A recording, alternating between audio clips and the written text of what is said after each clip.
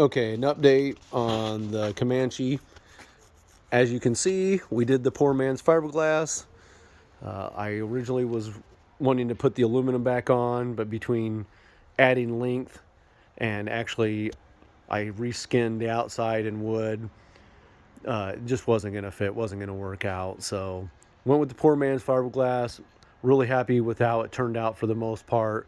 It did cost us $100 just in, every time we did one section at a time. So basically, it was a roller and a pan every time, $10 each, so that added up. But it turned out I didn't do fancy like some people and try to match the seams. I actually overlapped 2 inches everywhere. So it didn't come out perfect. There's a little bit, that shows a little bit, but every corner, everything's wrapped 2 inches on each side. So, 4 inches. I wanted it to be strong and watertight, and it is. It's probably got about 6 coats of paint. We just basically started with some leftover outdoor paint that we already had, and then we tried a different colors. We didn't know what we want, and my wife ended up just mixing a bunch in a bucket and until it came out. It's probably a little more baby bluish than I like, but in the sun, actually, it's a little more gray. I do have the axle moved back 2 inches. I ran into some tolerance stacking when I built, but honestly, I think it actually already helps the stability. I have the running lights, front and back. Back and front, I off Amazon. Actually, they're pretty cool. The upper ones, like the rear one, it has the 3 lights when it's just running, but when you have to turn signals, it kind of flashes left or right depending. Outdoor lighting, I have all the way around. I basically bought a big pack of license plate lights and put them. I wanted it kind of lighter light when we're just kind of hanging out, and then I have the one that has the touch 3 levels there. I do have a couple smaller lights right underneath each wheel well, so that if we have to change a tire in the dark, kind of like rock light. Got the windows in, and then the interior. It's been kind of slow going, but so basically I have the tub shower. I'm using cedar. I have that kind of just roughed in right now. I'm going to pull it back out to put the wall panels on. We're just using from Menards some walling, paneling that's waterproof kind of for showers. We're going to actually end up doing that in the whole thing. Just adhesive it on, be easy to clean. That's where the toilet will be. This will be the kitchen area. And then we'll have a sliding, the cooler style refrigerator. We haven't picked that up yet, but we're going to have that so it'll slide out underneath and then also be able to grab it to take it with us. And then we'll have counter space here and a sink and probably microwave, toaster oven, air fryer. We'll just work our way up. It's curved there so we can tuck things back. Just a used door. It was missing the screen, so I got to pick that up.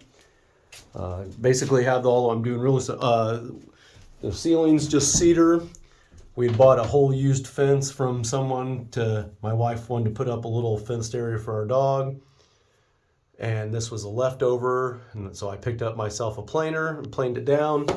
And I think it turned out right. So that's what we'll have wood inside. The rest will just be white paneling.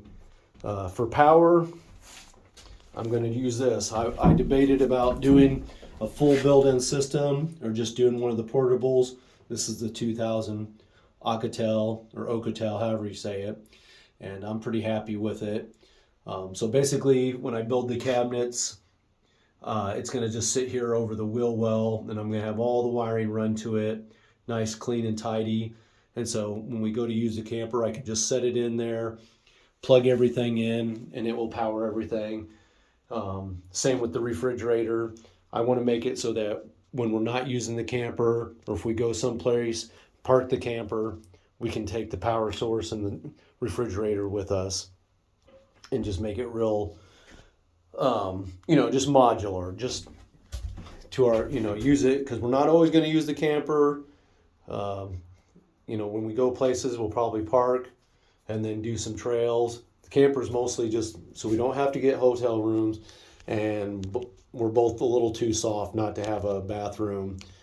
Overlanding sounds a lot of fun, and we kind of want to do it, but yeah, we have to have a bathroom and a quick way to rinse off.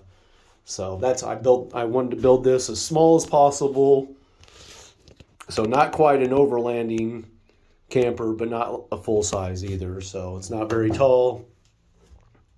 And for AC, I'm probably going to I want to do a mini split, but that's down the road. Heat, I'm debating. I was going to do diesel heater, cheap, but there is the problems. I'm about maintenance that, they work fine.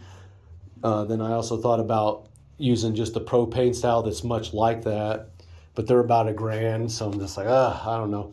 And honestly, I don't think it's going to take much to heat this anyway. Just with these two work lights, it took it from about 40 degrees to 50 degrees in just like an hour or two. So I think with just a couple heated blankets and just maybe one other source of heat just to kind of warm the place up, I think we'll be fine. But, we'll use it and we'll go from there. All right, catch you later.